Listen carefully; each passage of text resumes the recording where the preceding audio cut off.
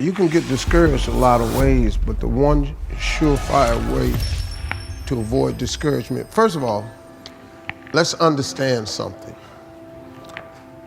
We're all participating in this thing called life, all of us. Life has ebb and flows, mountaintops, it's got valleys, it's got thunderstorms in it, earthquakes. This life, you stop expecting it to go smooth, because it ain't finna go smooth. The wheel. Muscles and routines and exercises are good. But if you can train a person's will, how you do that? The willpower get them to believe that they can do anything, that they are unstoppable.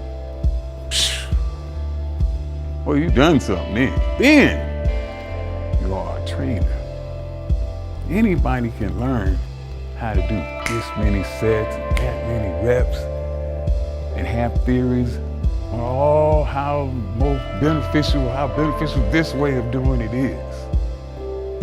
But the intangible factor, the willpower, training that person, that individual, that man, woman, or child, training their willpower, that's the missing element.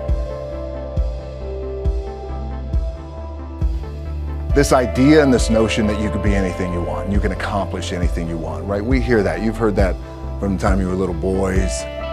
You hear that now. You're already incredibly accomplished.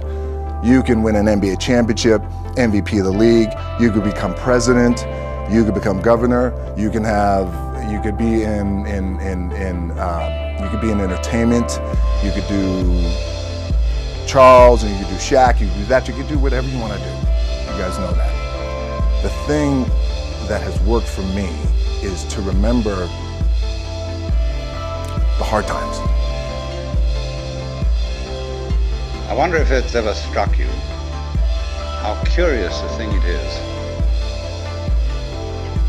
that most of the things that we experience, we regard as things that happen to us, which we ourselves do not originate, which are events expressing some sort of power or activity that is external to ourselves.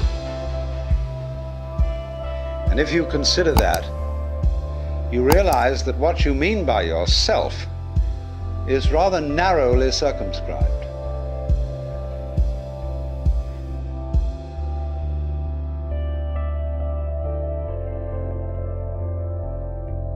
We, to a great extent, behave, think, react because of some previous experience that we've had. One of the things that we know about life is that it is always changing. Sometimes you're up, sometimes you're down. Sometimes things go real well, and sometimes they don't. Sometimes you're happy, and sometimes you're sad. Now that's that thing called life.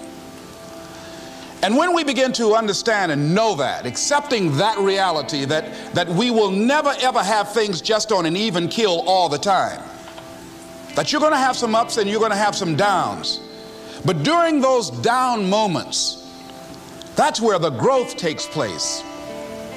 That's where the work is. See, anybody can feel good when they have their health, their bills are paid, they have happy relationships, the children are acting normal,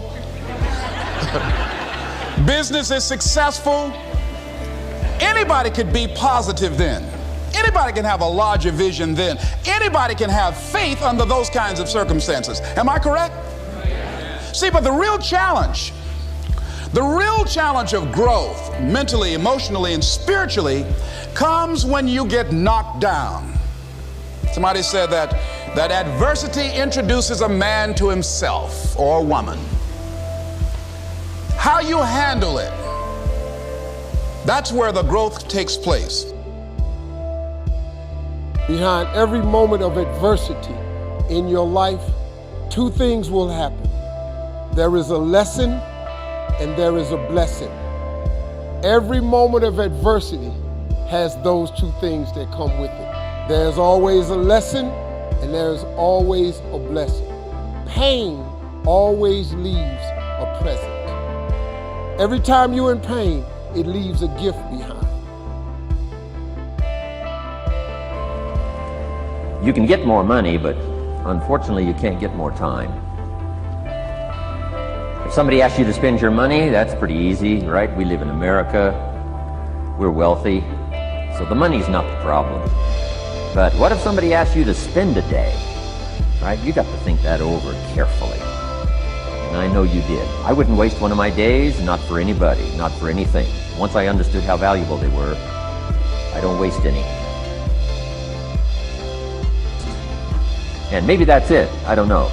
I'm an amateur on life, I guess like most of us are, trying to figure it out, how to make it valuable. But I was ready. And my good fortune was, at age 25, I met a very wealthy man. His name was Mr. Schoaf, Mr. Earl Schoaf.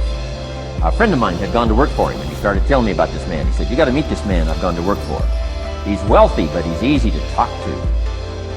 And he's got a unique philosophy of life." And the more he kept talking about this man, I thought, well, I've got to meet this man. So sure enough, shortly after that, I had a chance to meet this remarkable wealthy man, and I was impressed. He was wealthy. Sure enough, he was easy to talk to. I was so intrigued, within a few minutes, I said to myself, if I could be like him, farm boy from Idaho, if I could be like him, I'd give anything. And then I thought, if I could just get around somebody like him, and if he would teach me what to do, I would be willing to learn. I'm coachable. And that was my good fortune.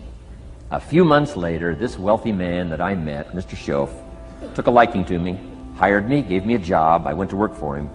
And I spent the next 5 years in his employ. And then, unfortunately, he died at the end of that period, at age 49.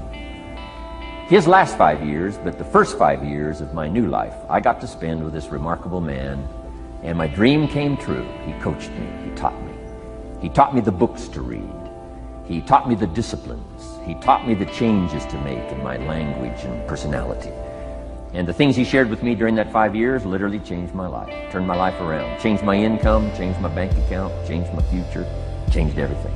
I've never been the same since that unique experience.